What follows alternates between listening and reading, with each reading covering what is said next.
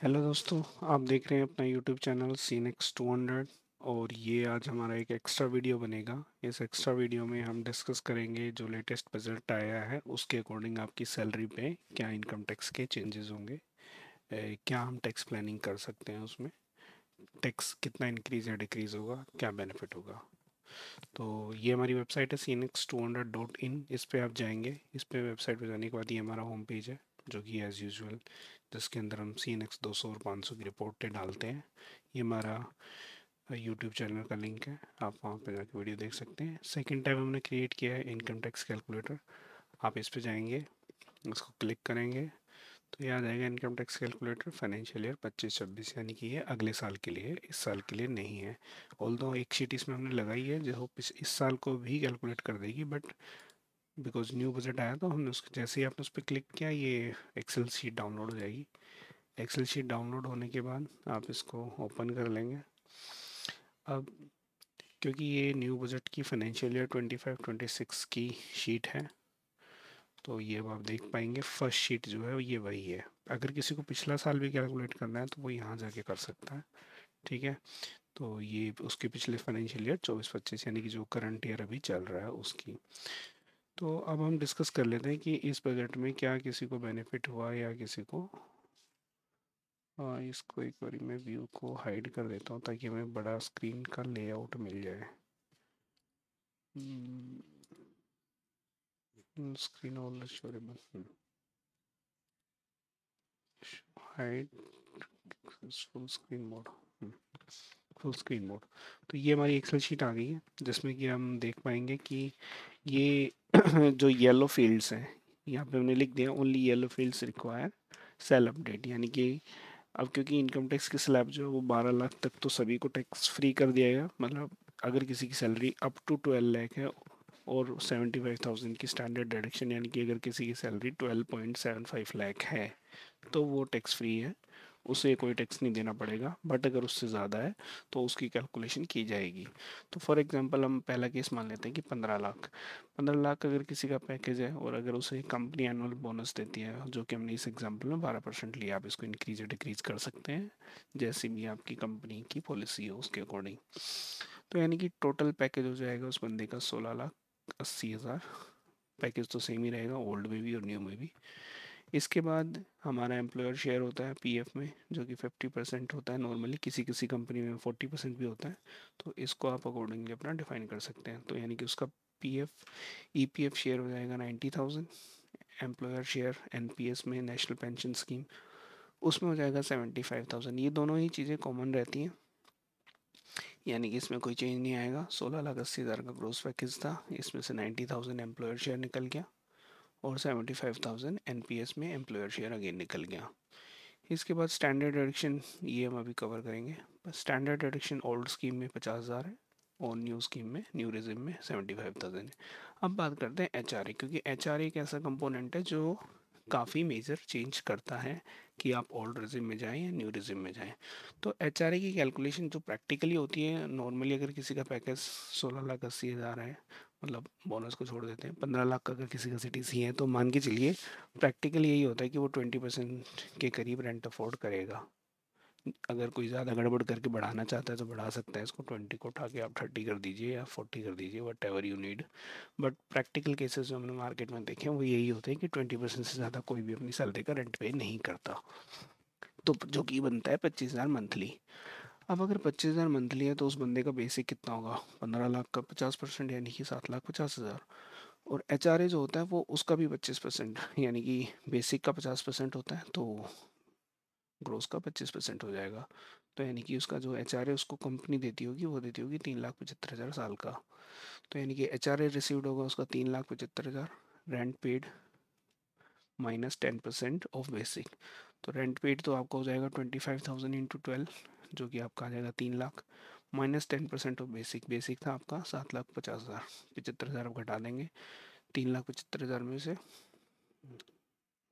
10% of your basic, basic कितना था आपका 7,50,000, यानी कि 75,000 आप घटा देंगे। तो जब आप इसमें से 75,000 घटा देंगे 3 लाख में से, तो ये बचेगा 2,25,000। 3 लाख माइनस 75,000, ठीक है। इसके बाद बेसिक हम मान रहे हैं कि मेट्रो सिटीज़ का एम्प्लॉई है तो 3,75,000 जो भी इनका मिनिमम होगा वो आपका HRA एग्जाम्प्ट हो जाएगा, यानी कि 2,25,000। तो इस 2,25,000 को हमने ओल्ड रेजिम में लिंक कर दिया कि ये उसका HRA एग्जाम्प्ट होगा। ऑल्दो अगर आप इसको इंक्रीज डिक्रीज करना चाहते हैं तो आप यहाँ पे चेंज कर सकते हैं, 20% को आप बढ़ा के 30%, या आप अपनी मैनुअली फिगर पंच कर दें जितनी आपको चाहिए थी। ठीक है, इसके बाद न्यू स्कीम में, न्यू रिजिम में कुछ भी नहीं होता है, HRA का कॉन्सेप्ट ही नहीं है, तो ज़ीरो रहेगा। अब बात आती है अदर अलाउंसेस की। अब अदर अलाउंसेस जो होते हैं, आपकी कंपनी क्या क्या दे सकती है। मैंने एक कंपनी का एग्जांपल लिया, हमारी कंपनी का ही। तो इसमें क्या है कि अगर आप लीव ट्रैवलिंग अलाउंस लेते हैं जो कि 36,000 होता है, लेकिन ये 4 साल में आपको 2 बार मिलता है, यानी कि आप इसको ये मानिए कि 36,000 ना हो गया 18,000 है अगर प्रैक्टिकली देखें तो। लेकिन इसको हम ये मानते हैं कि 2 साल का जो है, आप 36,000 ही मान के चलिए फिलहाल, तो 36,000 ओल्ड रेजिम में आपको अलाउंसेस टैक्स फ्री हो जाएगा अगर आपने एक्चुअल में स्पेंड किया तो। अगर नहीं किया स्पेंड तो नहीं मिलेगा, राइट। न्यू रेजिम में ये कॉन्सेप्ट ही नहीं है। कुछ कंपनी, क्योंकि अब वर्क फ्रॉम होम कल्चर आ गया है, तो टेलीफोन रिम्बर्समेंट या इंटरनेट रिम्बर्समेंट के नाम पे कंपनी 2,000 रुपये पर मंथ दे सकती है। तो जो कि ओल्ड रेजिम हो या न्यू रेजिम हो, दोनों में ही कवर है। बेसिकली ये अंडरस्टूड किया जाता है कि ये जो एक्सपेंस है ये कंपनी के लिए बॉन्ड किया गया है वर्क फ्रॉम होम के केस में, या फिर आपने कंपनी के लिए या फिर आप ऑफिस से भी काम कर रहे हैं तो उस केस में भी आपको कुछ जो फॉर्म्स करने पड़ रहे हैं वो ऑफिस के लिए करने पड़ रहे हैं। तो ऐसा नहीं है कि वर्क फ्रॉम होम ज़रूरी है, बट बेसिक कॉन्सेप्ट ये है कि 24,000 तक आपको एग्जामेशन मिल जाएगी अलाउंसेस के नाम पे। इसके बाद मील कूपन देती है कुछ कंपनीज, जो कि हमने जो एग्जांपल लिया वो लिया है 2,200 रुपये पर मंथ, जो कि बनता है आपका 26,400 ओल्ड रेजिम में। Books and periodical, so that कि आप अपने प्रोफेशनल ड्यूटी को करते हुए करंट सिनेरियो से अपडेटेड रहें। करंट सिनेरियो मतलब आपके फील्ड से रिलेटेड, कोई जनरल नॉलेज की बात नहीं हो रही है यहाँ पे। तो आप अपने फील्ड से रिलेटेड जो भी अपडेटेड होते हैं उसको जान अपडेट रहे, सो दैट कि आप अपनी जॉब की ड्यूटीज़ की रिस्पॉन्सिबिलिटीज़ प्रॉपरली कर पाएँ। तो इस केस में आपको 12,000 अलाउ करती है कंपनी, तो ये आप ओल्ड रिजिम में क्लेम कर सकते हैं। अगेन न्यू रिजिम में ऐसा कुछ नहीं है।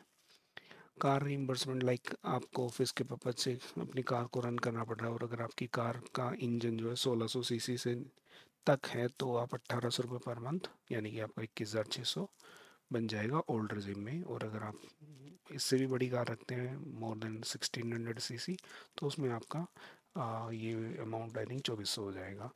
तो वो केस हमने यहाँ कवर नहीं किया, बट आप मान के चलिए 21,600 आपको ओल्ड रिजिम में एग्जामेशन मिल जाएगा, जबकि न्यू रिजिम में ऐसा कुछ नहीं मिलेगा। अब कुछ कंपनियां क्या करती हैं कि अपने एम्प्लॉय को प्रोफेशनल कोर्स करने के लिए इनक्रेज करती है, सो दैट कि वो अपने प्रोफेशन में या अपने करियर में आगे बढ़ पाए। तो इसके लिए, और कंपनी ऑल्दो ये स्टैंड लेती है कि ये जो कोर्स था ये उसको उसकी करंट ड्यूटी में करने के लिए रिक्वायर्ड था, सो दैट कि इसलिए कंपनी उसे एनकरेज करती है उस कोर्स को करने के लिए। और कंपनी का जो क्राइटेरिया हमारी कंपनी में है वो ये है कि 10% ऑफ योर CTC, बेसिकली अगर आपका जो बेसिक है उसका 10%, तो जो 7,50,000 का बेसिक होगा वो 10% आपको एग्जेम्प्ट हो जाता है ओल्ड रेजिम के तहत। जबकि न्यू स्कीम में ऐसा कोई कॉन्सेप्ट है ही नहीं। तो एक तरह से आप देखें तो ओल्ड रेजिम में आप 1,95,000 की एग्जेम्पशन क्लेम कर पाते हैं, जबकि न्यू रेजिम में सिर्फ 24,000 ही क्लेम कर पाएंगे। ये आपके केस टू केस डिपेंड करता है, जैसे कि 75,000 हो सकता है कोई कंपनी ना देती हो। बुक्स एंड पीरियोडिकल्स भी एक ऐसी चीज़ है जो शायद कंपनी ना देती हो। बाकी LTA, टेलीफोन रीइंबर्समेंट, मील कूपन जनरली कंपनियां देती हैं, और कार रनिंग मेंटेनेंस भी जनरली देती है। तो ये दो बड़े फिगर हैं, बुक्स एंड पीरियोडिकल्स। और अगर 75,000 का मैम प्रोफेशनल कोर्सेज में से हटा दें तो यानी कि 1,08,000 का बचता है। तो वो आपकी कंपनी के अकॉर्डिंग आप डिसाइड कर लीजिएगा, डिलीट करना हो तो डिलीट कर दीजिएगा। तो इस एग्जाम्पल के अंडर हमने देखा कि 1,95,000 एग्जाम्प्ट है ओल्ड रेजिम में, जबकि न्यू रेजिम में सिर्फ 24,000 एग्जाम्प्ट है। तो ये सारे एग्जामेशन हटाने के बाद ओल्ड रेजिम में हमारी सैलरी बनी 10,45,000, और न्यू रेजिम में हमारी सैलरी बनी 14,16,000। अब अगर आप ओल्ड रेजिम में है तो आप 86 के सारे बेनिफिट क्लेम करेंगे, उसके बाद आप NPS का भी बेनिफिट क्लेम करेंगे, मतलब आप इन्वेस्टमेंट करेंगे तो ही मिलेगा ये बेनिफिट। हम मान के चल रहे हैं कि आप ये सब करेंगे। मेडिकल इंश्योरेंस भी आज के टाइम में एक ज़रूरी चीज़ है जो कि हर कोई कराता ही है ऑलमोस्ट। तो ये सब मिला के आपको 2.5 लाख की एग्जामेशन मिल जाती है, डिडक्शन मिल जाती है। तो डिडक्शन 2.5 लाख की मिलने के बाद आपकी जो नेट सैलरी बचती है वो बचती है 7,95,000। जबकि न्यू रेजिम में कोई डिडक्शन होती नहीं है, कोई डिडक्शन 80 सेक्शन वाला अलाउड ही नहीं है, तो आपकी इनकम सेम रहती है। टैक्सेबल इनकम यानी कि 14,16,000, तो वो अभी भी 14,16,000 ही रहता है। अब 7,95,000 पे कितना टैक्स लगेगा ओल्ड रिजिम के अकॉर्डिंग? ये ओल्ड रिजिम की टैक्स स्लैब है 0, 5, 20 और 30। तो यानी कि ओल्ड रिजिम में अगर आप फॉल करते हैं तो आपको जो टैक्स बनेगा up to 2,50,000 zero, up to 5,12,500, although इसकी भी रिबेट मिल जाती है, बट क्योंकि हमारे केस में हायर साइड पे 15 लाख इनकम है इसलिए रिबेट नहीं मिलेगी। और 5 लाख टू 10 लाख क्योंकि इनकम थी आपकी 8 लाख, तो 8 लाख 7.95 बेसिकली, तो एडिशनल 2,95,000 की जो इनकम है उस पर आपको 59 का टैक्स लग जाएगा, यानी कि टोटल आपका टैक्स बन जाएगा 71,500। अब सेम स्कीम 71,500, इसके ऊपर एजुकेशन एंड हेल्थ सेल्स 4% लगाएंगे जो कि मिलके बन जाएगा आपका 74,000, यानी कि ओल्ड स्कीम में आपको टैक्स लगा, इफेक्टिव टैक्स रेट आया आपकी 16,80,000 की इनकम पे 4.4%। अब हम चलते हैं न्यू रेजिम के अंदर। न्यू रेजिम के अंदर सेम एग्जांपल है, हमारी इनकम जो थी 14,16,000 है। अब क्योंकि यहाँ पे टैक्स स्लैब इस बार गवर्नमेंट ने काफ़ी बजट में रिड्यूस कर दिए और न्यू टैक्स स्लैब लॉन्च किए, जिसमें कि 0 से 4 ज़ीरो, 4 से 8 5, और 8 से 12 10, फिर 15, फिर 20, फिर 25 और फिर 30। तो ऐसे 4-4 लाख की स्लैब बना दी है गवर्नमेंट ने। तो पहली स्लैब पे 0 टैक्स लगेगा, दूसरी स्लैब पे 20,000 लगेगा, तीसरी स्लैब पे 40,000 लगेगा, और नेक्स्ट स्लैब पे 32,000। तो ये इंक्रीज डिक्रीज होता रहेगा, फॉर्मूले इसमें लगे हैं, जैसे जैसे पैकेज बढ़ेगा तो ये अकॉर्डिंगली फॉर्मूले नीचे से वैल्यू पिक करते जाएंगे। तो इस केस में अगर आप देखें तो 92,400 का टैक्स लग रहा है न्यू रिजिम में। तो 92,400 प्लस सेस करेंगे तो आपका टैक्स बन जाएगा 96,000, यानी कि आपका इफेक्टिव टैक्स रेट आया 16,80,000 पे 5.7%। तो 4.4 से बढ़ गया, आप हो गए 5.7%, यानी कि 1.3% से आपका न्यू टैक्स रेजिम में टैक्स बढ़ गया। जो कि अमाउंट में अगर हम बात करें तो जो बेनिफिट है वो है 21,736 रुपये। अब ये 21,736 रुपये ऑल दो किसी को लग सकता है कि ये बहुत बढ़िया अमाउंट है और उसे ओल्ड रेजिम में कंटिन्यू करना चाहिए, बट आपको एक चीज़ का ध्यान देना चाहिए, ये 21,000 बचाने के लिए आपने क्या किया? 21,000 बचाने के लिए आपने HRA क्लेम किया। अगर आपका जेन्युइन HRA है तो आपको ज़रूर करें क्लेम। और इसके साथ में अदर अलाउंसेस किया जो कि हर कंपनी अलाउ नहीं करती, यानी कि आपने एक एडिशनल एग्जामेशन क्लेम करी है। दो, ऑलमोस्ट कितना कर लिया आपने? 4,20,000, 4,20,000 के एडिशनल एग्जामेशन क्लेम किए हैं जो कि हर कोई नहीं कर पाएगा। HRA अगर आपने रेंट पे किया तो ही कर पाओगे, और अदर अलाउंसेस अगर आपकी कंपनी अलाउ करती है तो ही आप कर पाओगे। तो यानी कि ये सब इतना सब करने के बाद भी कोई खास बेनिफिट नहीं आया टैक्स सेविंग में। टैक्स सेविंग के नाम पे सिर्फ आपके पास जो इन हैंड एक्स्ट्रा बचेगा पैसा वो बचेगा सिर्फ 21,700। तो अब आपको ये डिसीजन लेना है कि क्या आप ये इतना बड़ा रिस्क लेना चाहेंगे या ये सारे डॉक्यूमेंट्स मेंटेन करना चाहेंगे ये 21,000 रुपये बचाने के लिए। तो 15 लाख का केस हमने डिस्कस कर लिया कि 15 लाख के केस में जो बेनिफिट होगा इसको सिर्फ 21,000 का ही होगा। ऑल दो इसके बाद अगर हम इसको कंपेयर करें लास्ट ईयर से, कि लास्ट ईयर अगर किसी की सेम सैलरी थी और इस बार भी उसकी सेम ही सैलरी है, तो लास्ट ईयर उसने कितना टैक्स किया था? लास्ट ईयर के कंपेरेटिव इस साल उसको न्यू ओल्ड रिजिम में तो उसे कोई चेंज नहीं हुआ, उसकी सेम ही है, जबकि न्यू रेजिम में उसे 42,000 का टैक्स डिडक्शन मिला है 15,000 के केस में, 15 लाख के केस में हम बात कर रहे हैं। तो ये हो गया हमारा।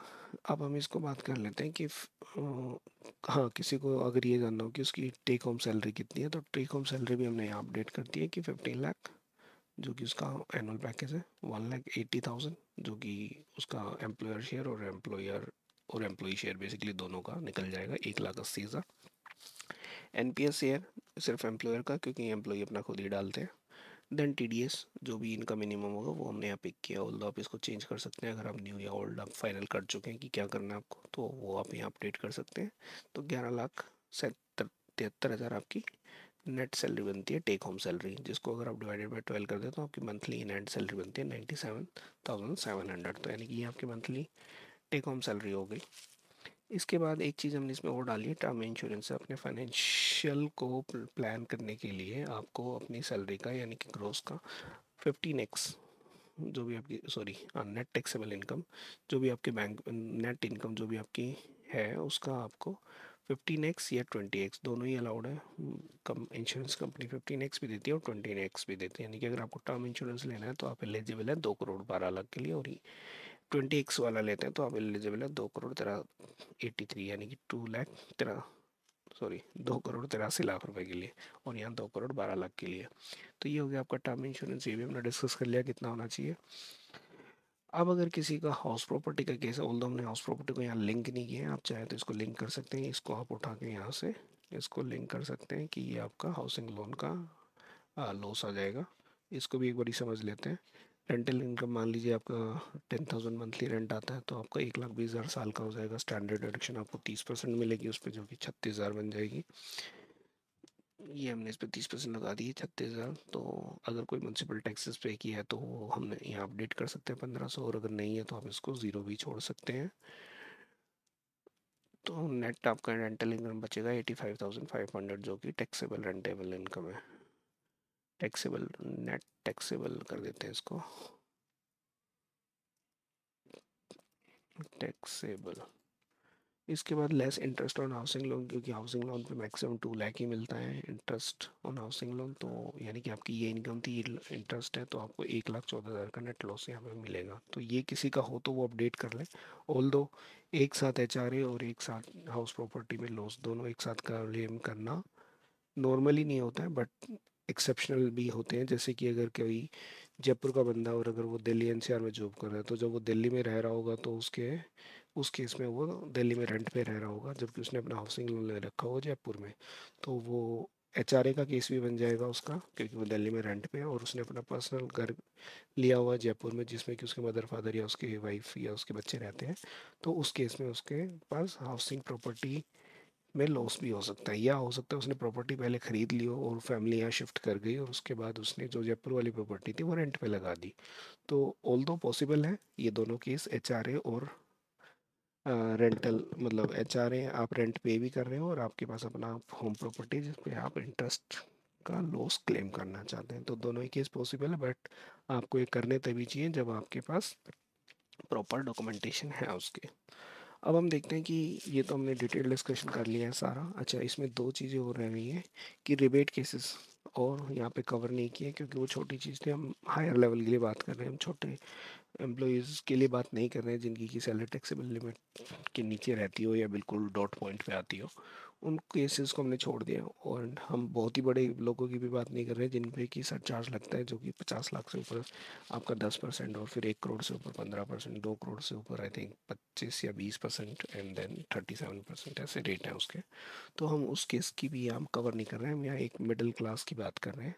तो मिडिल क्लास का जो बंदा है उसकी सैलरी अगर 15 लाख है, तो 15 लाख में उसका जो टैक्स बेनिफिट उसको मिलने वाला है, यानी कि उसे सिर्फ ओल्ड या न्यू में सिर्फ 21,000 का ही बेनिफिट फ़र्क है। मेरे हिसाब से तो उसे न्यू रिज्यूम में ही जाना चाहिए, क्योंकि ये डॉक्यूमेंट लेस है, इसमें कोई डॉक्यूमेंट आपको देना नहीं पड़ता, और आपको 21,000 का ही टैक्स बर्डन है। इस केस में आप मान के चलिए आपको कभी इनकम टैक्स का नोटिस नहीं आएगा, 100% नहीं आएगा। रीज़न इज़ क्योंकि आपने न्यू रिज्यूम में दिया, कोई आपने डिडक्शन क्लेम नहीं करी, आपने एग्जामेशन क्लेम नहीं करी, तो इनकम टैक्स ऑफिसर आपको भेजेगा क्या नोटिस?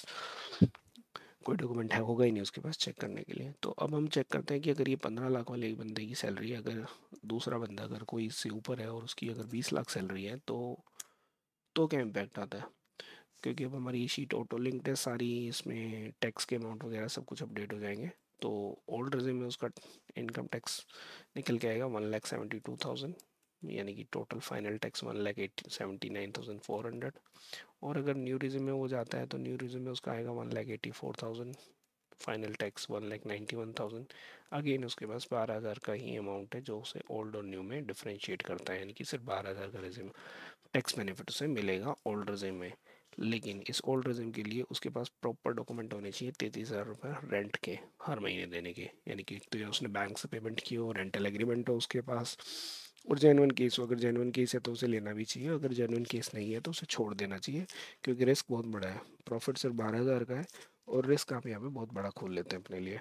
अदर अलाउंसेस 2,20,000 हो सकता है ये कंपनी आपके अलाउ ही ना करती हो, जो कि हमारे हैं professional courses and books and periodicals. अगर आपकी कंपनी अलाउ ही नहीं करती तो उस केस में तो फिर आपको न्यू टैक्स रिजिम ही बेनिफिशियल है, क्योंकि फिर तब आप ये एक्स्ट्रा 5,20,000 क्लेम नहीं कर पाएंगे।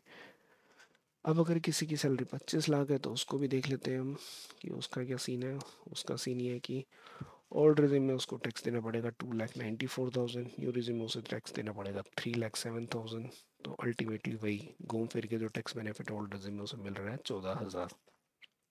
14,000 का टैक्स बेनिफिट उसे ओल्ड रिजिम में। अब अगर 14,000 का टैक्स बेनिफिट आपको मिल रहा है और आपको उसमें कोई डॉक्यूमेंटेशन नहीं देना है इनकम टैक्स को, तो मैं तो यही प्रेफर करूँगा। बाकी आपकी हर किसी की अपनी मर्जी हो सकती है।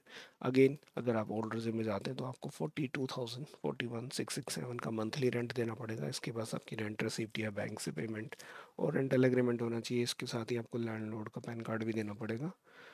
और तो 3,75,000 का आप एच आर एग्जाम क्लेम कर पाएंगे। अगेन अदर अलाउंसेस जो कि एक मेजर सोर्स है, 1,25,000 प्रोफेशनल कोर्सेज। पता नहीं गवर्नमेंट अगर आपकी कंपनी देती है तो वेरी गुड, अदरवाइज आपको न्यू में ही जाना पड़ेगा, क्योंकि जैसे ही आप इसको हटाएंगे, फॉर एग्जांपल अगर किसी की कंपनी ये नहीं देती, कंपनी कहती है कि हमारे यहाँ ऐसी कोई स्कीम नहीं है प्रोफेशनल कोर्सेज की, तो उस केस में आप देखेंगे ये केस पलट गया है। 24,000 का बेनिफिट आपको न्यू रिज्यूम में है। तो जब आपको सिर्फ एक ये प्रोफेशनल कोर्स हटने से ही आपके लिए उल्टा हो गया कि आपके लिए ओल्ड रिज्यूम तो नुकसानदायक हो गई है बेसिकली। तो आप न्यू रिज्यूम में ही जाओगे, ना कोई डॉक्यूमेंटेशन देना है, उल्टा टैक्स भी बच रहा है आपका 25,000 से, तो आप वहीं जाओगे, राइट। तो एक तरह ये आप इनकम टैक्स कैलकुलेटर ये हमारी वेबसाइट पर अवेलेबल है। आज जैसी जितनी आपकी सैलरी हो वो एग्जैक्ट अमाउंट आप यहाँ फीड करके आप चेक कर सकते हैं। हमारे यहाँ जो एजम्पशन है वो यही है कि HRA हम लोग बेसिक जो होते हैं हमारे यहाँ 50% होता है CTC का और HRA 25% होता है। अगर आपकी कंपनी में डिफरेंट है तो आप अकॉर्डिंगली इसको चेंज कर सकते हैं। नॉर्मली यही एक बेस्ट अवेलेबल केस है जो हमारी कंपनी ने काफ़ी बिग फोर्स के साथ डिसाइड करके ये फाइनल किया कि यही एक अच्छा स्ट्रक्चर है एम्प्लॉय के बेनिफिट के लिए। तो एनीवे थैंक्स, आई थिंक इतना ही था डिस्कस करने के लिए। हाँ, अगर किसी को पिछले साल का करना है तो वो भी यहाँ अवेलेबल है। सेम पैटर्न है, सब कुछ सेम है, टैक्स रेटेड अपडेटेड है इसमें। तो ये वो भी आप कैलकुलेट कर पाएंगे अगर आपको करना हो तो। Okay, thank you for watching the channel.